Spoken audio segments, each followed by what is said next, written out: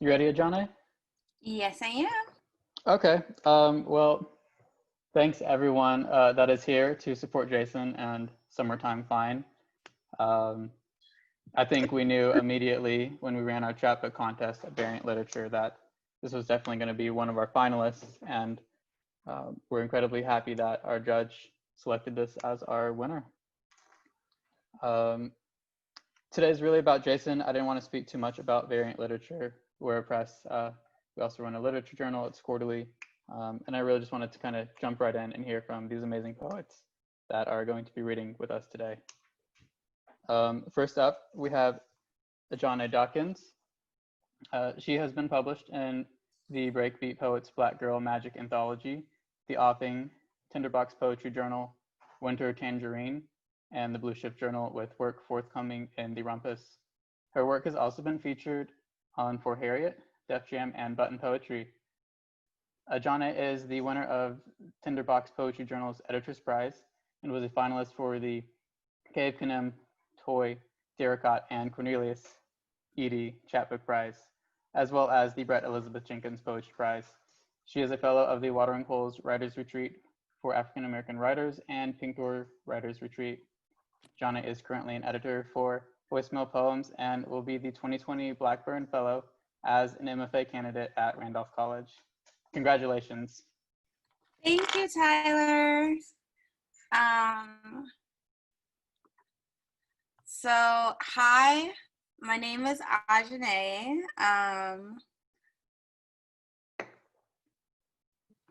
It's always weird when like people read your bios, because I'm like, oh yeah, I did do that, gang gang, and then I get gassed because I'm like, that was a good time when I was at the watering hole. Love the watering hole. I'm gonna read a few poems and then I'm gonna get out of your hair. I write, in the past few years, my writing's kind of taking a new turn at this point, but historically, my writing has been really centered around the experiences of Black women and the body and reclaiming the body and the traumas that happen to the body and all of that good stuff, and what that looks like in some historical context. So I'm going to start with this poem because I really believe in, I believe in confronting people whether or not they're still here. Like, I know we have like, I just believe in confronting people whether or not they're still here and whether or not they've done good work. This is typically, like, if I read this poem in a set, I would be asking, like, the audience, like, who here has heard of Huey P. Newton? And then people raise their hands, but I can't see y'all. So, you know, I'm going to just trust that we're all here.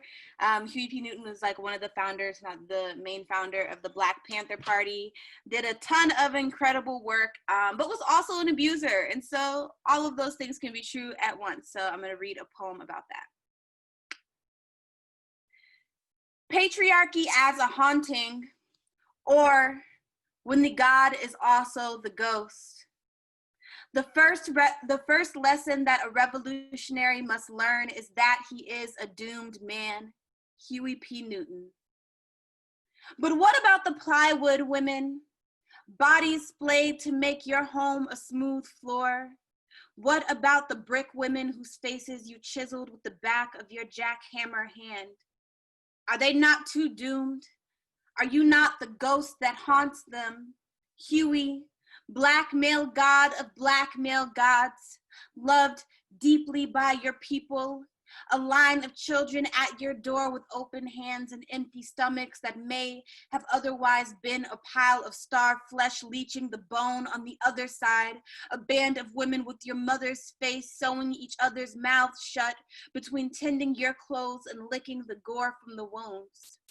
You farmer too, you grew empires from this concrete. A crop of food and trampled bodies grow around each other with your hands at the helm. The women, they praise you with mouths full of bread and bone. Huey, I am grateful for you, the way I am grateful for soured wine. how it makes love to my blood until it doesn't, wrecking me from inside the body I offered it to. Someone could have done this work without the drunken storm, without mothers of sons with full stomachs who still wanted to hang themselves. But Huey, wasn't that what this was all about? Burning the noose? Your body was a braided rope you could not undo. Trauma is a double-hinged saloon door. You walk only one way through. The women, they sat next to you, and the revolution, as handsome as y'all were, and they laughed with y'all until their breath caught, and the whole world went, and the whole world went, and the whole world went black. I'm not gonna lie, y'all, it's kind of strange because I'm just performing into a screen.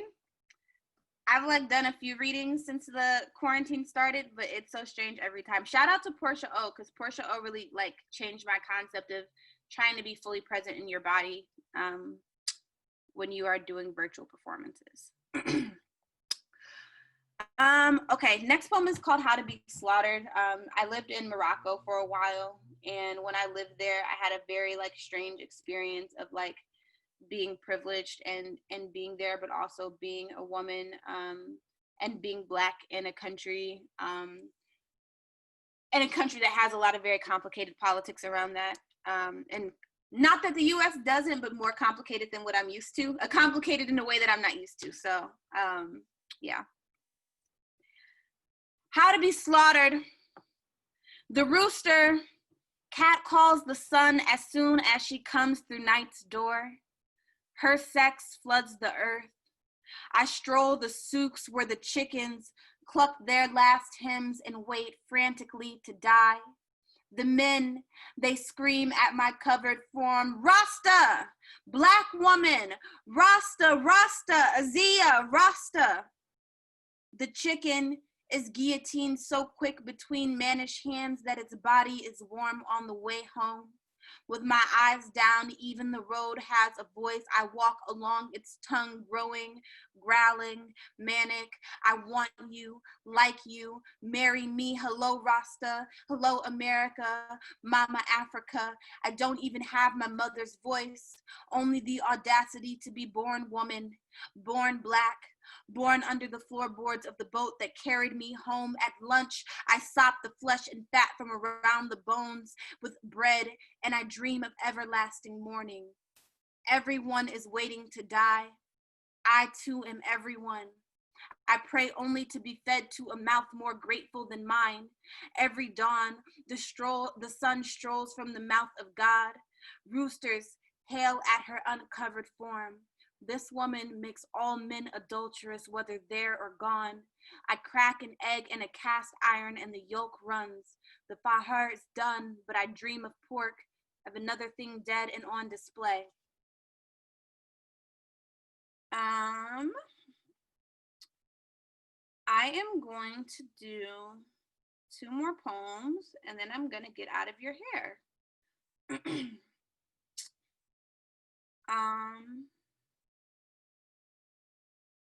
Let's do this micro that I like never perform. I think the last time I performed this, it was like in a 1-minute round in a slam, and I had nothing else to do, and I panicked.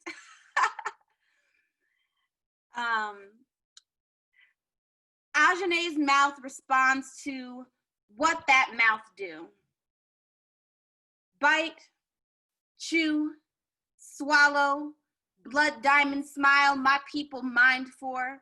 Suck the gristle, lick the rind. I'm an unrolled tongue. Everything that come out of me is erotic. Everything I say baptize my kin in sex. My lips, a violent, obedient bitch. Slaughter the looming street men with dumb questions like why I'm here and what I can do. Clearly I eat. Red lipstick make me think I hunted the flesh I gnaw on. Feed the instinct so I leave you and yours alive and useless.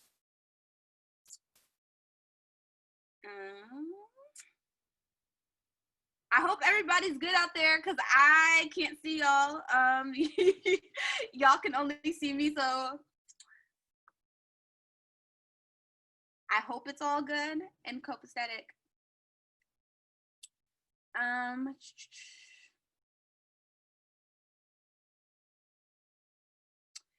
Tyler, okay, so.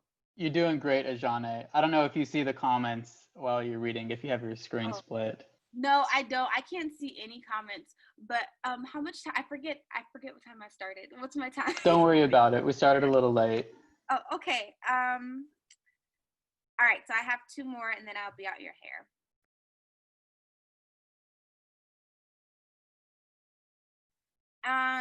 So I was writing a lot about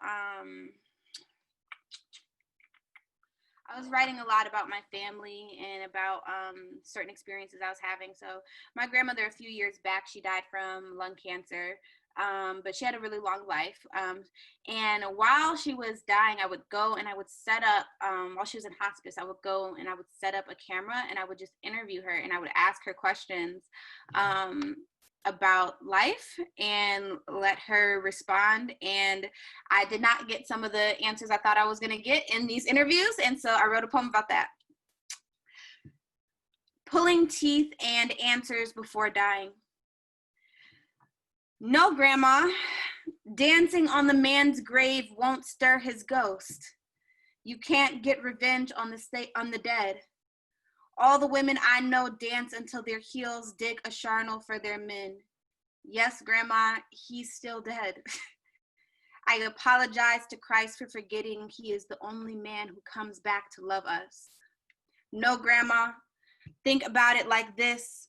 Without his jaw locked around that whiskey bottle, cooling and burning his gums while his teeth unrooted themselves, probably wouldn't be you and your 6 girls in Detroit, a house you bought with your dime. Because of her, I sovereign myself. Cobblestone tongue built the road I walk on, probably still be Cincinnati, still be 1 bedrooms and girls who flinch at the front door. Flinching is a generational curse I don't blame her for. Still a husband who slurs his pockets empty at a card table, debonair and drunk on draining himself. I loved a man like this once and left before a promise of forever I could not keep. He's so full of nothing. He let you have a clean break, a step into a summer night and none of him to take with you. Every man I've loved left a state-sized scab I'm grateful just to pick. The way my grandma talks, her body was the whole scar. Grandma, you don't think that a gift? A missing body every night? When there, an unpliable bane on the mattress makes slipping away easier than the knot on the noose. Wow, revisiting these poems is so wild. These are older pieces. Okay, last piece and then I'm gone. I try to end with something either hopeful or centered in reclamation. So this poem is called On Decolonizing the Body. When this body was first given to me naked and undiscovered, it was all mine. I unroll the map of my world. My body is an expansive country on the scroll. I'm colored in 4 directions for each place I was colonized, each city and each regent named violent in honor of the conquering men. Here, violence smells like lavender and chai. It's an exotic gift, a language I am grateful to know. How else could I communicate with the rest of God's world? I speak the language so good now, even my laugh has attacks. Open my mouth and my tongue is a split fork road. Misogyny, misogynoir, trauma, my accent gone like a good, obedient girl. I'll tell you how to decolonize the body. It starts with a war of the bones, the marrow armed with explosive salt. Before this, it was Gold Coast. It was slave trade. It was your body got everyone's name but your own. I'll tell you, when your blood becomes a boiling harbor, throw the damn tea in. Rip all their flags from your melting veins. When the riots begin, drink Patrol, straight, smoke, fresh from the belly is a dialect too. And when it ends, after you sweep the lukewarm anti-lovers, the venom's dust, the metal glitter of the bombs, the soft and sweet soot into the corners of yourself, and every direction set a mirror, sit in the center, drink honey straight and scream, I belong to me. Oh dear God, I belong to me. I want to give a huge shout out to Jason, to Jason's Chapbook. It's a banger, y'all. I really hope that everybody takes time to celebrate him. And I want to thank Jason for inviting me here to be a part of this moment, because this is such a huge and incredible moment. And putting your work out into the world. I know how much COVID has kind of wrecked so many in-person gatherings for a lot of us, but you deserve to celebrate regardless, and you definitely deserve to celebrate in the middle of a pandemic. So I hope that today is special for you, and I can't wait to hear you read. Well, thank you so much for sharing that with us. I think we're all looking forward to the day we can perform again.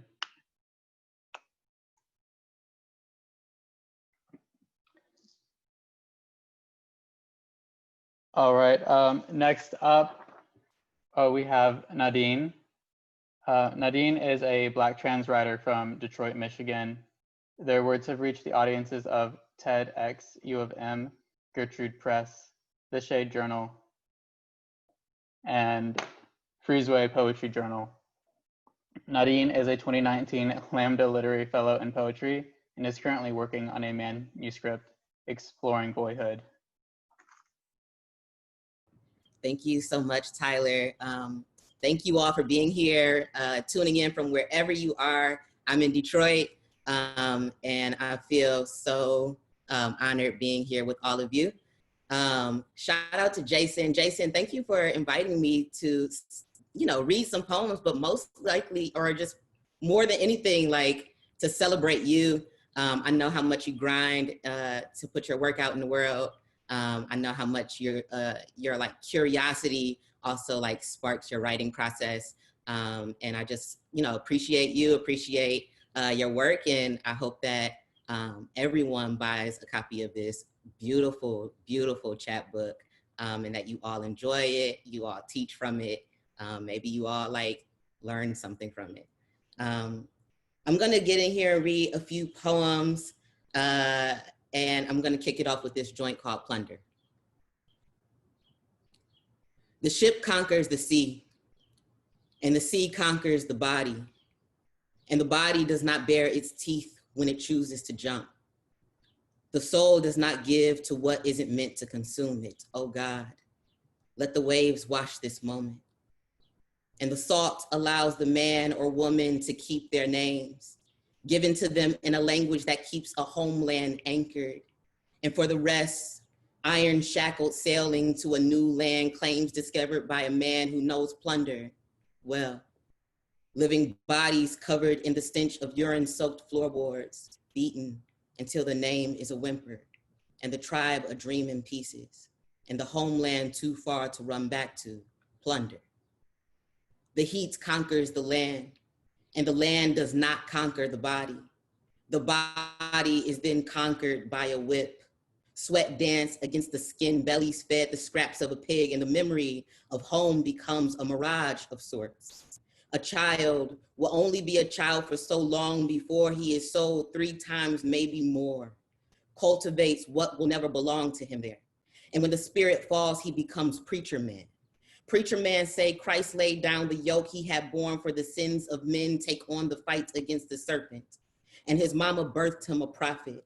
So it is written, so it shall be done. Moon veiled for the moment, 55 white men target practice and killed by the hands of their own gun. And this be the work of God plundered. Oh, this land of a massacre. Black bodies unworthy of a gravestone. Cities built atop the bones of our ancestors.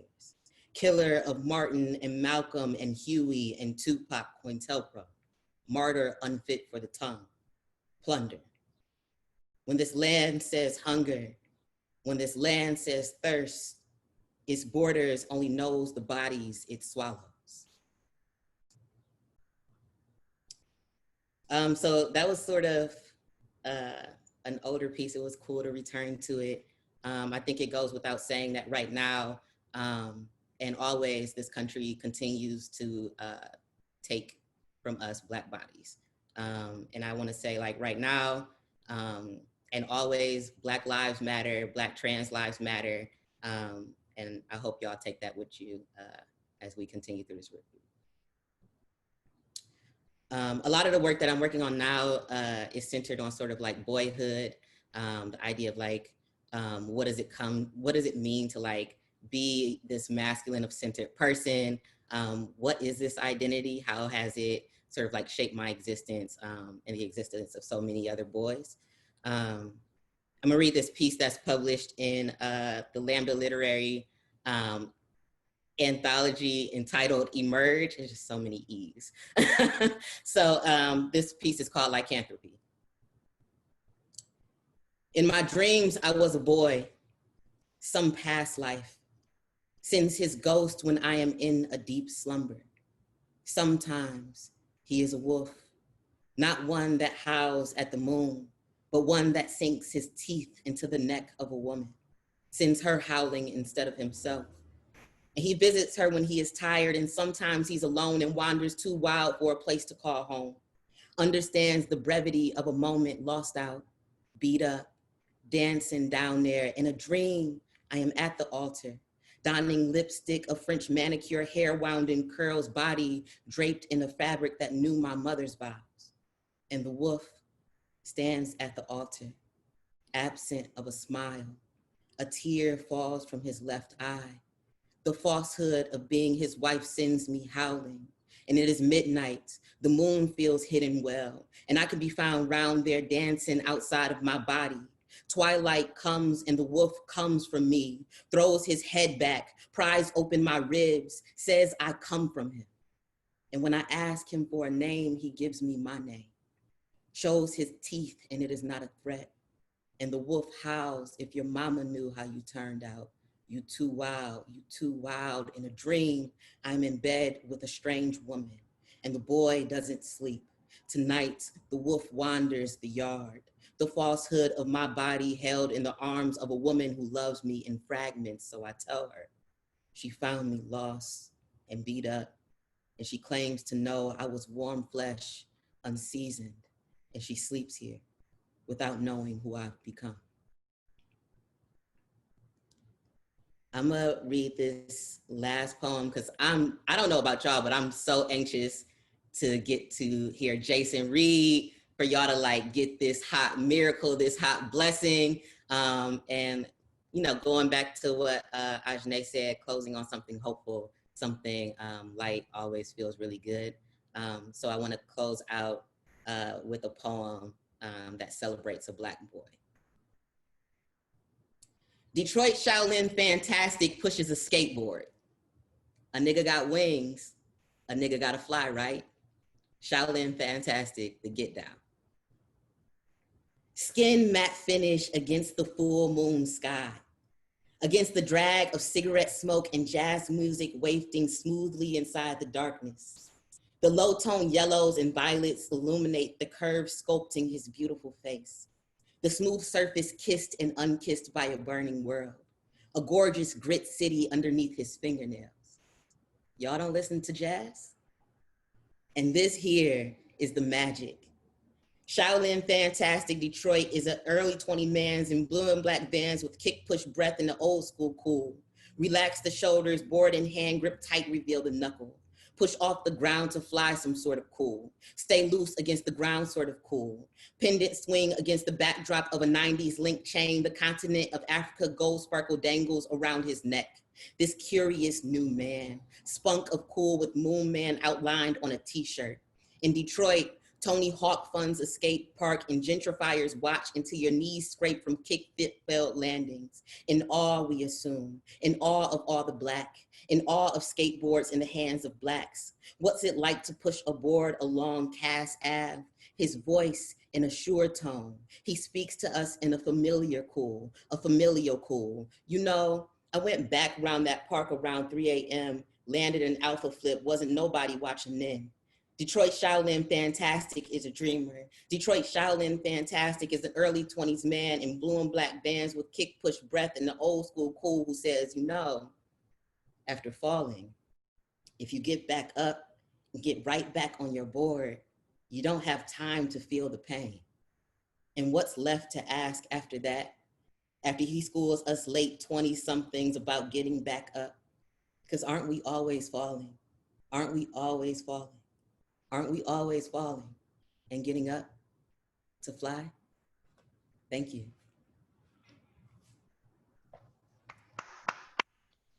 Thank you very much. I don't know if you want to unmute yourself, Jason. I'm here. Wow to both of you. It's some powerful work. Yeah, even just reading it, I'd read some of those pieces before. Yeah, thanks for joining us. All right, Jason. It's been a crazy year, but it's been a great literary year for you. I feel like these awards come and go, but they come a lot more for you than I've seen anywhere else. Jason has 3 or 4 manuscripts out. 3, because we picked up Summertime Fine. His manuscript, The Year of the Unicorn Kids, it won the CAA PP Book Prize. And it's also a finalist somewhere else that has yet to be announced this year. He has a manuscript, Never Trust the Wizards in the Fourth Quarter of Game 6. I believe this one's about basketball. Yeah, basketball and other things. This is currently a finalist at Glass Poetry. And then another manuscript, Twerkable Moments, was shortlisted by Kissing Dynamite in their Microtrap series. For those of you that don't know Jason, Jason is a non-binary, bi-polyqueer writer born in Washington, D.C., raised in Lansing, Michigan. In addition to being published in online literary magazines such as High Shelf Press, Wellington Street Review, Poached Hare, The Amistad, Royal Rose, and Kissing Dynamite, he is the chief editor for the Knights Library, which is kicking off a new anthology soon. They have revamped their website. You can check out their Twitter page. In addition to all this, he's the co-founder of the poetry collective MMPR. They are a group of poets who come together for laughs, bad memes, and nerd culture. He is also the recurring host of the poetry section for Ann Arbor Pride. Crawford has his Bachelor's of Science in Creative Writing from Eastern Michigan University. Before we get into this, if y'all have questions for Jason, please save them at the end. We'll have a short Q&A and we'll facilitate those. Not sure how we'll facilitate those yet, but maybe we'll switch to Facebook and see all the comments roll up. Jason, do you want to tell us a bit about Summertime Fine and what this is about before you get into it? Sure. So Summertime Fine was really, honestly, it was 3 manuscripts, all cut down to 1. One thing you can definitely say about me is I write a lot. I have a bunch of poems. I can write 2 to 3 poems a day sometimes, someday,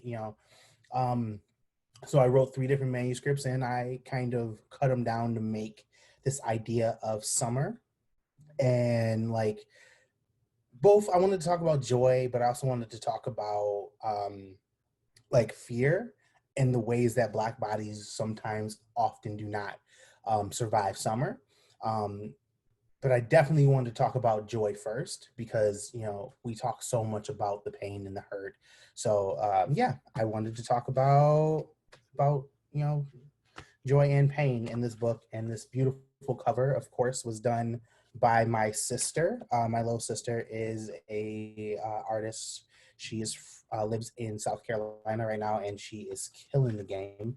She sold a couple pieces, but this beautiful piece that she did called Wildflowers is, luckily for me, the cover. So I'm actually going to open. Tyler made a great point. I'm actually going to open with the title piece. So once you open up the book, it actually starts off with the title piece before you even get to the table of contents as a preface. So Summertime Fine. It was 96 degrees and everything started to melt. Grandma told us we couldn't go outside unless we wanted the sun to whip our skin like we ain't been picking cotton quick enough. See, it was hot. Like the ice cream man wouldn't come around our block, not like he ever did know how. Feared he might get popped by them boys in red or something. And us, we were willing to steal anything enough to keep our cool. The traffic backed up on 127 with everyone trying to leave town, hoping the lake could breathe life, a little life into their body, at least those that could afford to leave. Them East Side niggas got them good homes, you know, with the central air, so ain't no one got to simmer. West Side just built another pool big enough to drown their whole quarter of the city. The North just keeps moving more north, or maybe just the whites moving farther from the hood. So that just leaves the South to burn. That's just another summer for us. While we wait for the temperature to drop to a mosquito breeze so we can sit by the court with a fresh cup of Auntie Jane's lemonade. We knew we owned that summer no matter how much the sun tried to shackle us inside.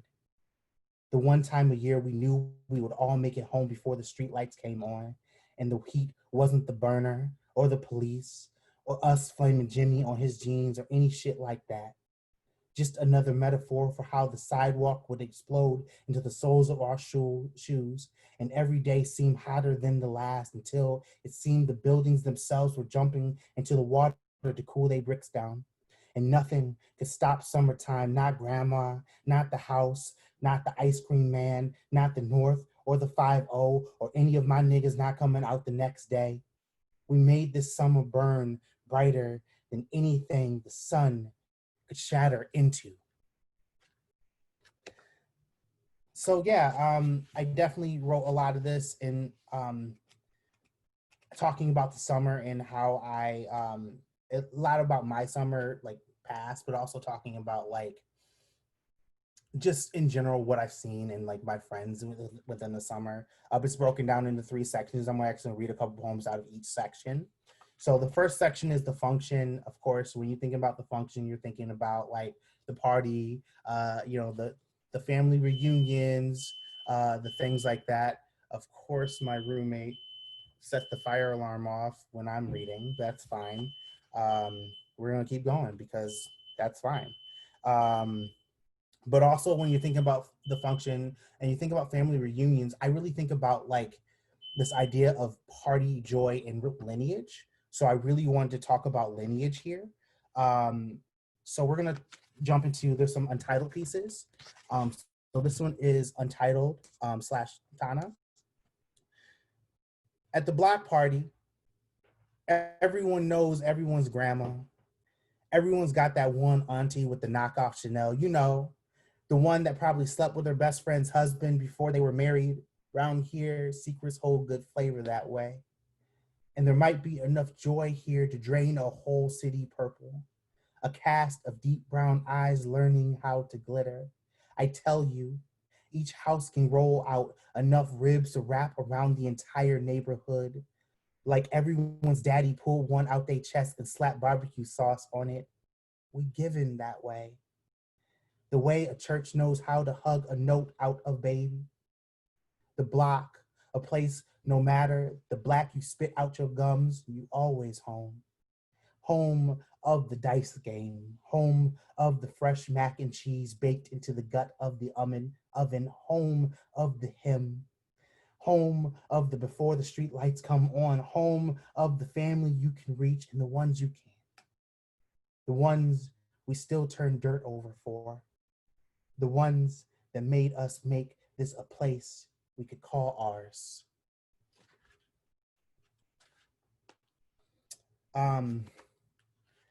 I think in the first section a lot, when I was talking about these joys and these like ideas, I really wanted to capture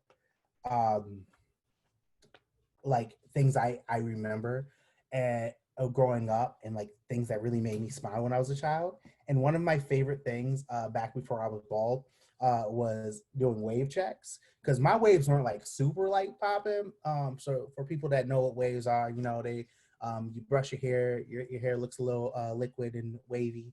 Mine weren't great, but like I had them back in the day before I did the like braids and stuff. But like, I saw a video of these kids doing a wave check, and it was just like 20, 30 of them all, you know, lifting the do-rag up and like seeing what the waves look like.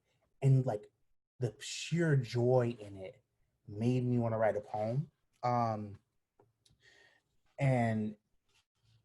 And this is a super special poem for me because it's also the first poem about Blackness of mine to get published in a literary magazine, which made me feel like I could talk about being Black and be published.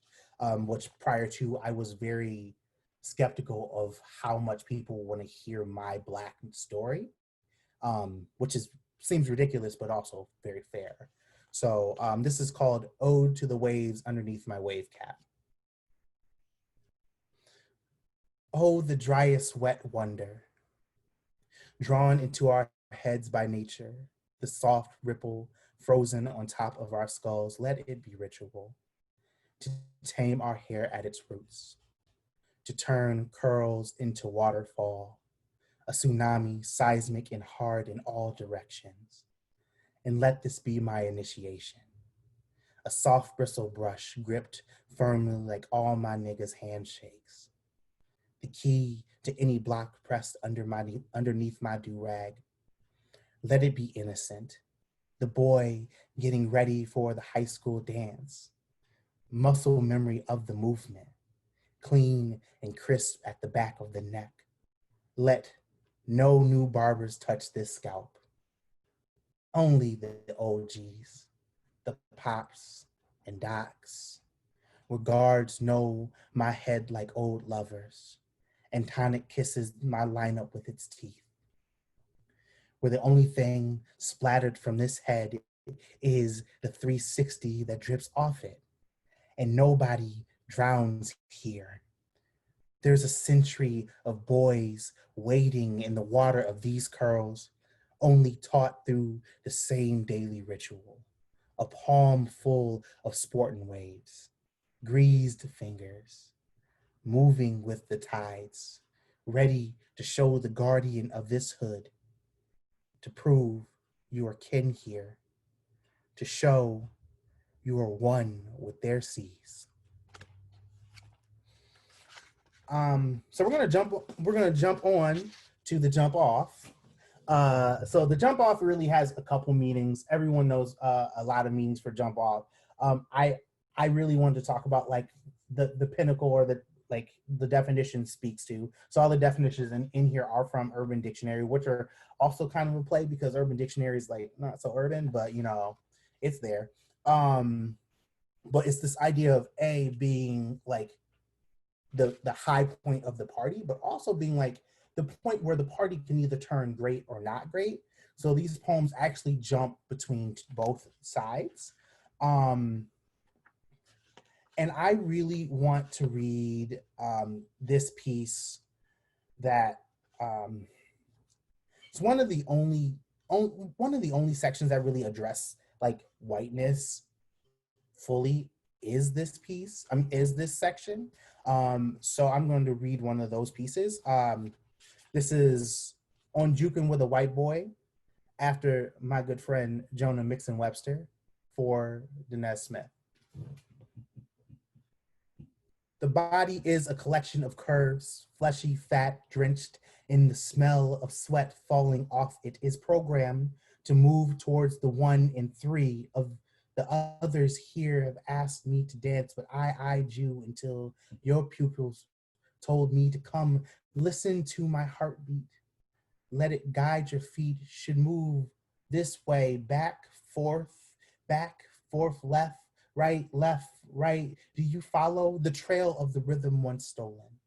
Follows me into the muck of it, where my hand grabs your hip and guides it like a wave in the ocean drowning. Here I am still a black boy, still in the pit of the white, still the exotic, still the fresh meat erection, curdling the clean floor, only accepted when a pale winter boy took my hand to guide me to the open mouth of the beast, to throw me in. that poem actually is really odd. I love it and I love reading it, but it's also really odd because the words flow. So the end of the sentence and the beginning of the sentence is the same word, but I don't duplicate it. I just say it one time to flow into the next one. I love that piece. By request of my poet sister, my little sister, Taylor, I'm going to read the other one also for Dinez out of this section. And it's kind of like the actual jumping off point. So this is the pinnacle of the chapbook where everything goes bad. So this is on twerking in white spaces after Dinez Smith. Usually seen at the fraternity party after the Smirnoff bottle has been licked clean and any notion of shame has all but drowned. Every white person starts to claim their inheritance on the ability to twerk. The awkward flailing of the stiff back, like a paper flag blowing in a windless tunnel.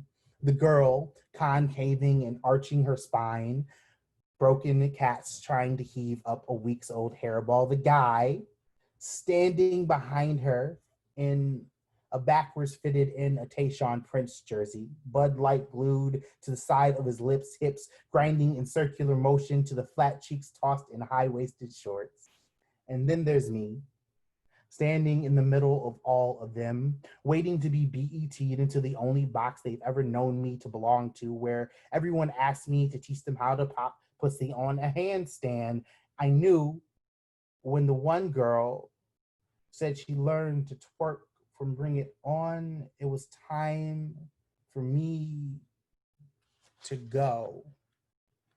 And all I could think about was back home. Back to the last house party I went to with the fam. Thick girls in jeans with enough give to let the thunder work its way out of them. Thighs with so much lineage it must have took a village to raise them. And everyone screams, ow, as they look over the mountains of their shoulders and watch the waves crash into their hips. See, this be the bad bitch ritual. The everything's good here. The moments we wait for PD to call out the freak alleaks, or the Holy Spirit that hits our ass when we hear 369. Damn, she's fine. And for that to be the only sermon we didn't know we came for, bodies filled to the bucket with melanin and sweat, where we keep pouring over into each other until we can empty, but that bottom never comes. Plus, all my niggas there can sing nigga with the song. But here, these white folks say it like it's something they can own again. Like, what do you call a dog shackled and beaten until it learns to muzzle its bark? And that's the thing with these parties where everyone is enjoying my culture but me. The dead mutt hanging on the corner. I guess it's easier for us to survive if we're silent, if we just keep dancing.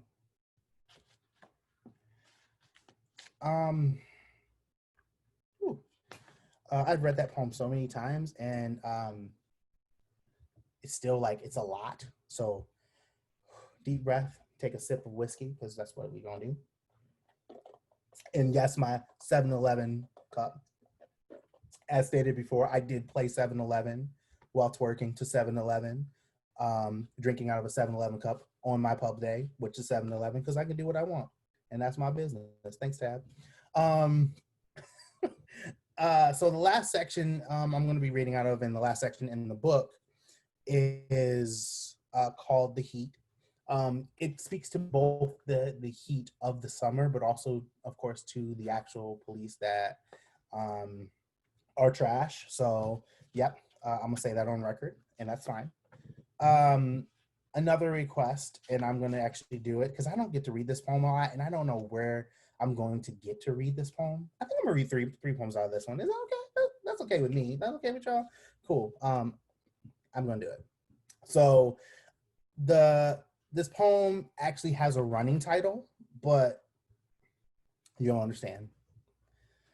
The title of this poem is Niggas in the Outfield, or Niggas and Demons, or City of Niggas, or Fallen Niggas, or The Littlest Nigga, or All Niggas Go to Heaven, or A Nigga Blows at Midnight, or Niggas of Desire, or Outlaws and Niggas, or Niggas Ladder, or What Niggas May Come, or I Married a Nigga, or The Heavenly Nigga, or Almost a Nigga, or Date with a Nigga, or When the Nigga Comes to Town, or A Rumor of Niggas, or Niggas Can Wait. The nigga always dies in the movie.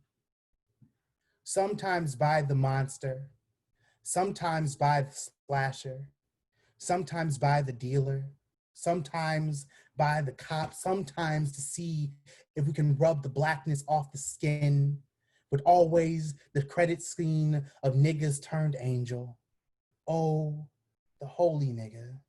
We wish we could build out of Teflon, a body given back its skin, filled to the brim with blood, a film could never drain. I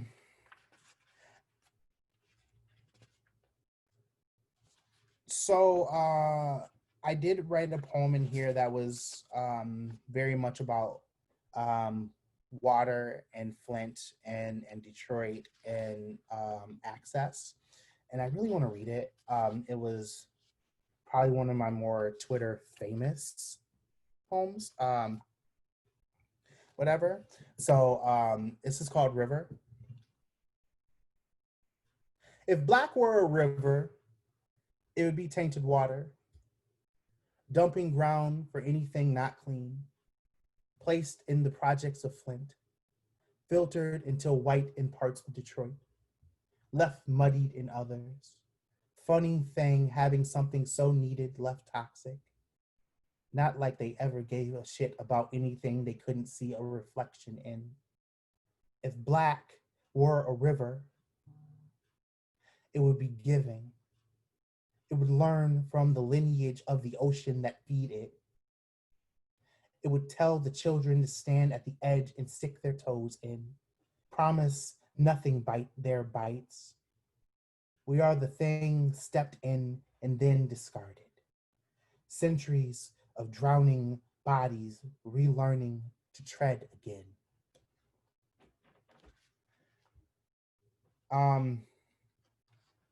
So I'm gonna read one more poem, and I honestly, I mean, I know we're gonna do the Q&A and all that, and you know that, yay. But thank you all, thank you Ajanae, thank you Nadine, thank you Tyler, thank you Variant. Like, this is everything. Thanks Alex, you know, for setting all this up too, because you know you were a real one.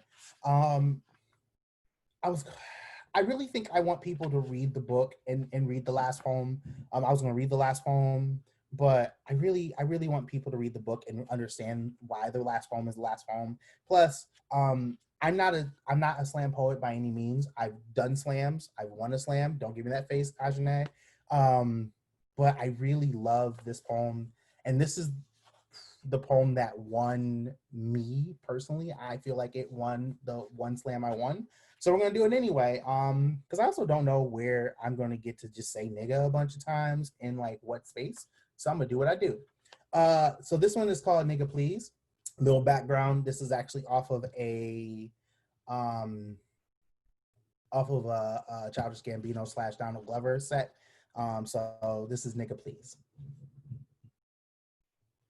We give the name nigga to things that won't work for us. Hold up, let me explain. If a door won't close, we say nigga close. If a seatbelt won't fasten, we say nigga buckle. If a nigga wants something he ain't worth, we say nigga please. If a pot won't clean, we say nigga sparkle. Hold up, okay, I got you. If your best friend refuses to get a job, we call him a lazy ass nigga. When the same best friend shows up to your ride with no gas money, we call him a broke ass nigga. When My boy showed up to the court in shacks. We called him a bum ass nigga with a bum ass nigga shot every time his jumper clanged off the side of the rim. We blamed his shoes for not working for him. When the nigga down the street is talking up his hands and we know he ain't about that work, we call him a bitch ass nigga. When a father doesn't pay his child support, we call him a deadbeat ass nigga. When a father is arrested before he can pay his child support, we call him a deadbeat ass nigga. When a slave refuses to work for his master, we call him a deadbeat ass nigga. When a slave runs from his master, we call him a dead ass nigga. When a child whistles at a white girl, we call him a dead ass nigga. When they threw the extra weight overboard, they called them useless ass niggas. And see now, they bought us niggas to sell us niggas, to show us niggas that we were nothing more than work mules to be broken in and be broke ass niggas. And now we're just niggas in the system, niggas in the street, or niggas in the dirt, and something about that just won't work. Useless, broke, beat, dead, dance, nigga, dance till you sparkle or buckle or close or do something you niggas do well, like bleed, like die, like ain't nothing ever good come from a live nigga that won't work. My father used to say he dragged a nigga by his neck, and I like to think that came from the whole state of Texas. A noose wrapped around a nigga's throat, wrapped around a hitch, wrapped around a pickup truck, a nigga dragged around the city streets until he loses his head, or something worth watching, worth something, at least what we paid for him, at least until he screams, please, nigga, please, nigga, please. Thank you.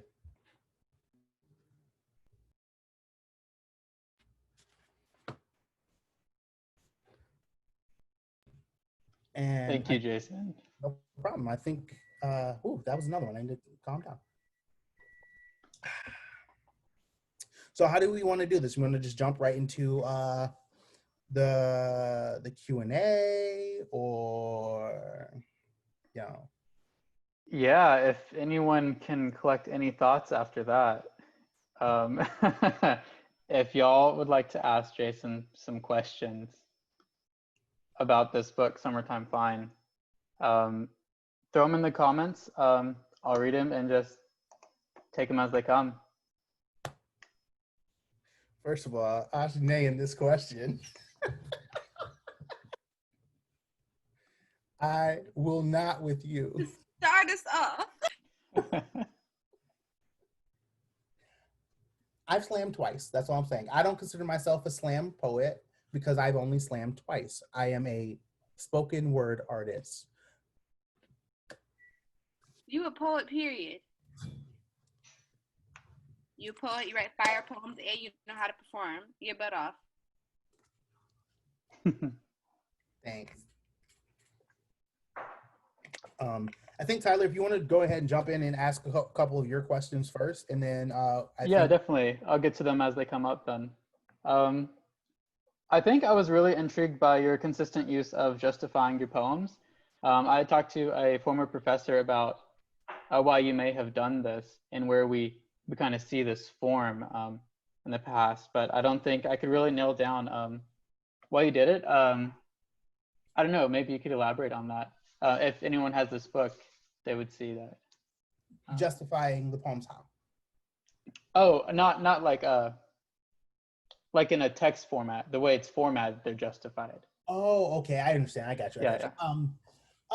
So this is actually edit 4 maybe of the book.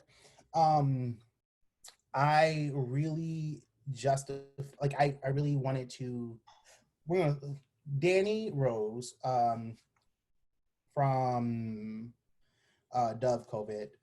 I sent them the book or the manuscript and said, can you read this over? And they're like, it's good. The work is good, but it's out of order. Really think about what you want to talk about. And I went and I said, I really want to talk about these three topics. So for me, I justified it by, I got my topics and I said, what fits best in that order? And then I kind of played around with it to make it kind of flow a little bit better. But for the start of it, it was really just saying, what is the most joy? We're gonna open with joy. We're gonna pivot it so it's like a joy, like a seesaw, and then all like fear and anger. So what can I do for that? And that's really how this came about, was really that conversation and trying to figure out how I can make the most impact from joy to fear. Sure. I think you really nailed it stylistically. Doing that with a lot of your poems gives space in your lines. And I think that really emphasized some of your points. We have a question here from Matt Valdez. Do you have a favorite place to write? My baby, I love that. Yes, actually. Tyler, you know this one and you hate it. So my favorite place, the way I actually write is on the move or in movement. So my favorite place to actually write is while driving. Yeah, we talked about this, but you use the voice command, right? Sure. Yep. Totally. Yeah. Line breaks and everything. It's whenever I'm moving. So like if I'm if I'm on a walk by myself, it's always by myself. So if I'm by myself and I'm always talking to myself, I'm always thinking. So I will like start thinking of a line or a poem, or if I heard a poem, I'm like, oh, how would I approach that situation? I start writing it at that moment. So it is in my car, but it's it's fine. I ain't died yet.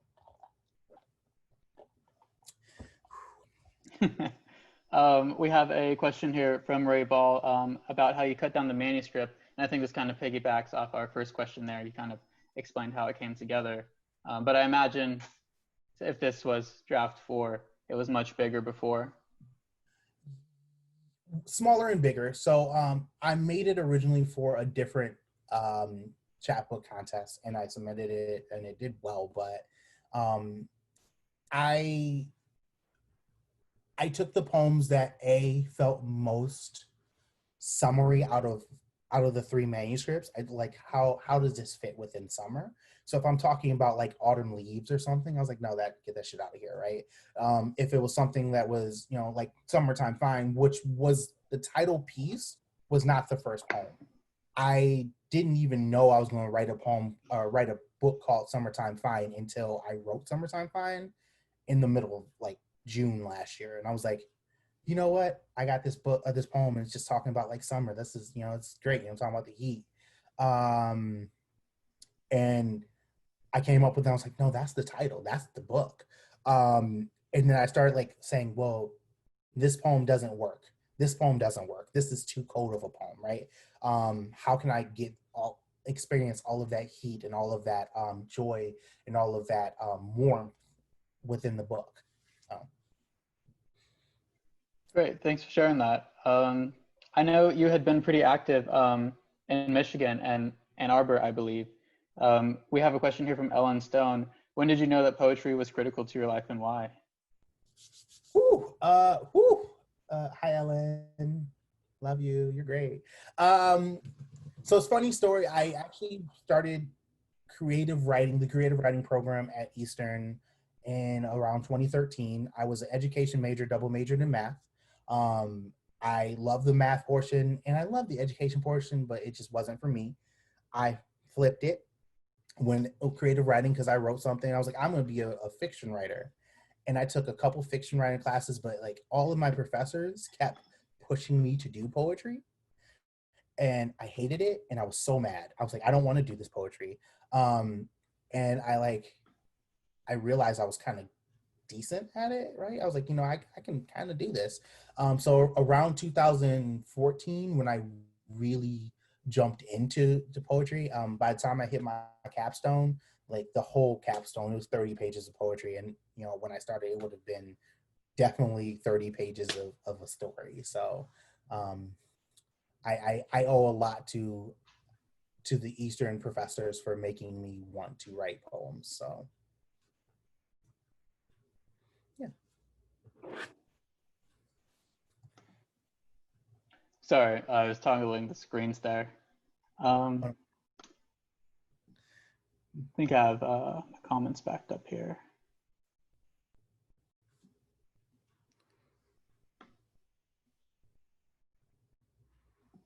Here's a question from Jamie Peacock, which is kind of interesting. I'm always interested in this myself when I read manuscripts. What's your favorite poem that didn't make it into the chapbook, and why did you decide not to include that?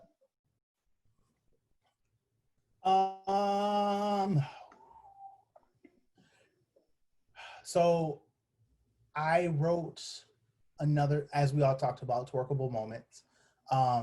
There is a poem that is published in Glass Poetry right now called The High Fashion Gala. And it is probably one of my favorite poems I've ever written in my entire life. So when I was younger, I was a singer-songwriter, and I pretended like I could rap, not really. But the thing I would always hold on to, I would write something, and it would be the only thing I would perform. And my sister can attest, and my mother can attest to this. It would be the only thing I would sing or rap or perform for months until I wrote something new. So I think I did that for a while with High Fashion Gala, because I was like, oh, look at this poem, like it's so good.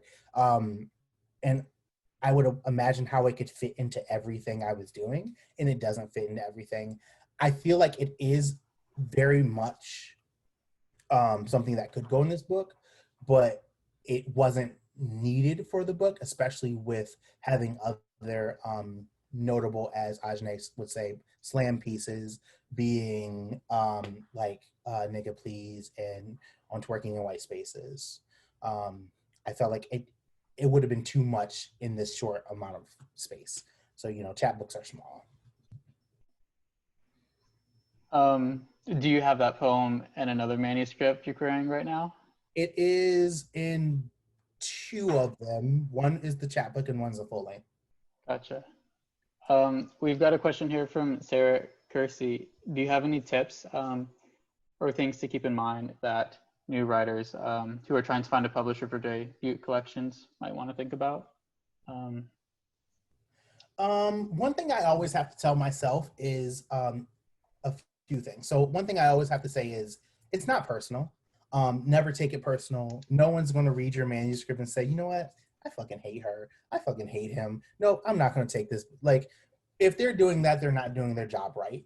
And most places that are taking work, they're not being super critical of the person. They're being super critical of the work, which could be a good thing or a bad thing sometimes. I will definitely say that, because, some people slide through that, and, we just don't, roll with. But just understand that it's a preference of taste. So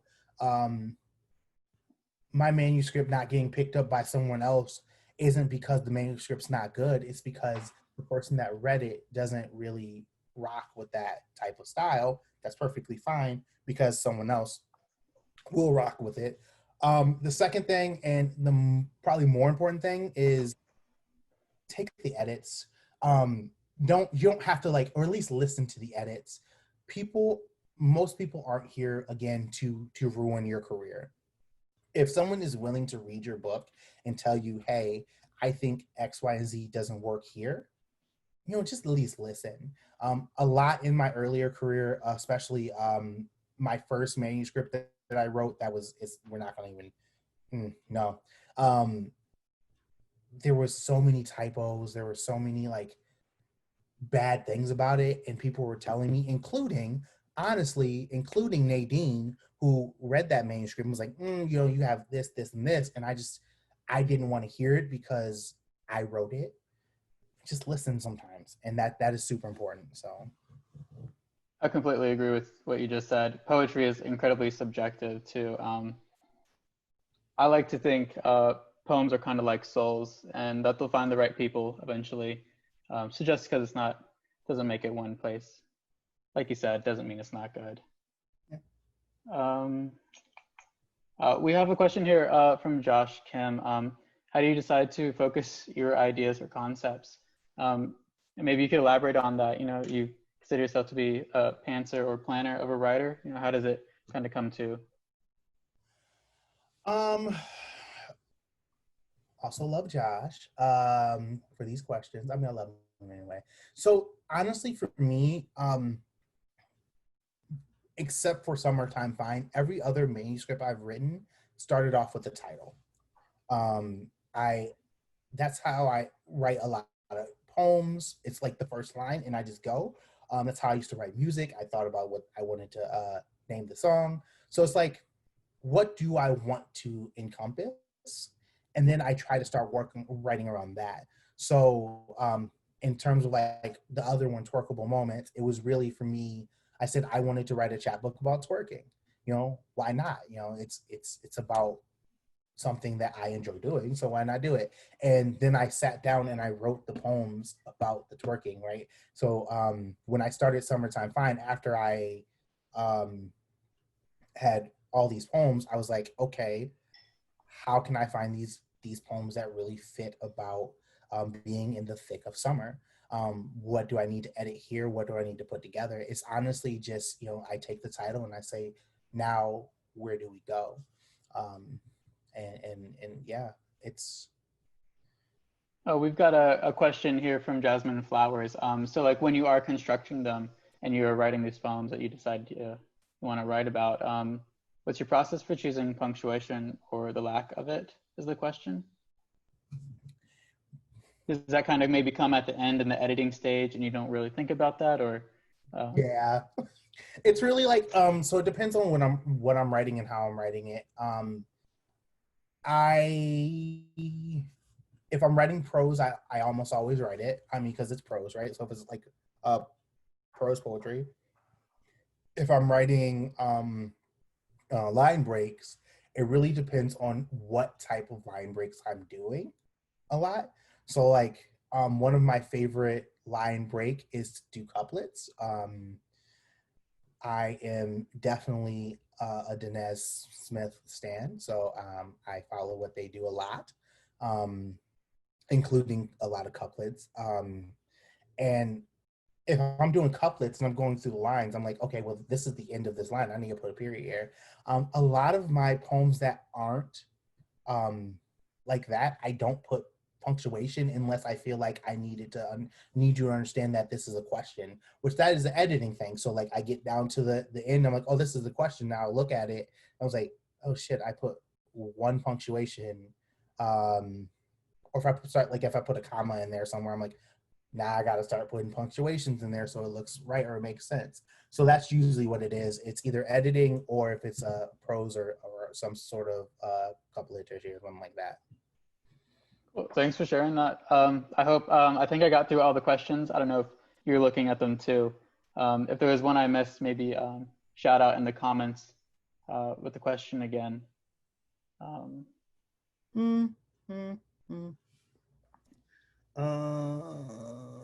think we're good. I think so too. Yeah, I think that was really helpful information, and it's always really eager to hear about the process and how it came together. Oh, wait, there's one. There's one from Scott Veal. Alex just put it in the chat. Oh.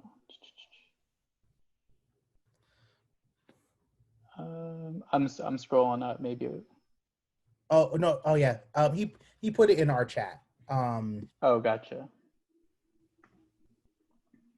Let's see. Your poems themselves have jump-offs, places where the whole energy swerves, often from light to dark, but not always.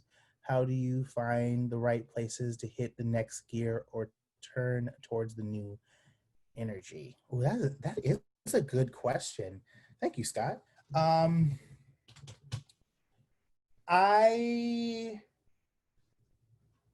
It's strange. It comes with how many parts I write a poem, like how many parts or sections I write into a poem. So like something like on Twerking in White Spaces, that poem was written in the back of a wedding. I ain't gonna say whose because she would kill me, but it was written in the back of a wedding, but like I was writing it specifically thinking like the first part of that poem, I was really just thinking about other experiences at weddings with white people. And then I went back to other experience of being in a predominantly white fraternity and being at the parties, going to the formals, things like that. And it was like, I was always the dancing spectacle. And I allowed myself to be that dancing spectacle because I mean, it was a way to fit in, but also it was like, you know, I love to dance, and if they didn't know the dance and I knew it, you know, I would do it. But then often it would turn to me being asked how to do it. And then I started thinking about, okay, let's start talking about like back home. And then somewhere I was just like, you know what? But let's go back to that party and let's really talk about what's really happening at that party. Fun fact, I actually wrote the end of that piece after watching an episode of Dear White People, in which they're at a party, and one of the, you know, they're having fun, and, you know, they're playing Pong, and I think they're playing Pong. And then someone started saying nigga, and, you know, one of the characters like, hey, can you stop that? And it turned into a fight in which then the cops came and pulled the gun on the black guy, right? And it's like all too well. And like, honestly, that was the last episode I watched because I couldn't watch anymore. Like, it was traumatizing for me. And that made me want to write that into that poem. But it's really just thinking about that point where I've built up the energy the most, or like thinking about like a pinpoint of, okay, I really like this could be the end of the poem, but it's not. How can we turn it? What's the turn now? Or poet term, the volta. So yeah, that's kind of how I write them. A quarter of them are really just luck. I just write them and I'm like, oh, I did that. Sometimes I really put a lot of thought and skill in them. So yeah. Well, I think that's going to wrap it up for the session here. Thanks to everyone that's still here, stuck around to hear everyone speak. You can buy Summertime Fine at variantlit.com. It's $12 with shipping. There's so many great things about this book. I didn't know matte covers could feel this good. I was talking to someone, they said it felt like butter, and that was right on. It's so smooth.